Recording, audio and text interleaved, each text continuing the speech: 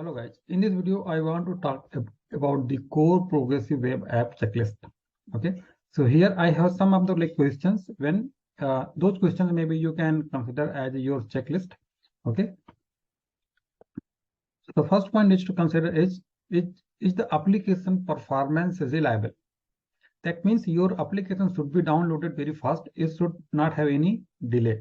It should not have any slowness, right? And either in your device, even if you have the slow internet as well, but also your application should be very fast. Okay. The next point is to consider is your application should work across all the browsers. Okay. Next point is the application responsive? That means your application should work across all the devices. Fourth point is the application installable. That means whenever somebody browsing your website first time, you should ask to the user, do you want to install it or not, right? And then last point is to your application should support offline pages. So some of the pages definitely you should have offline availability. So you need to cache those. Okay. So these are the 5 main questions which you should ask when you are considering the PWA. Okay. And part of the core checklist, I have some other optimal checklist which you need when you want to build your world-class level application.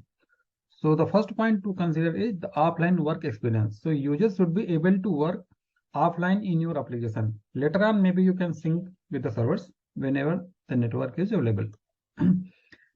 The second point is to consider is the accessibility features. Your application should be fully accessible.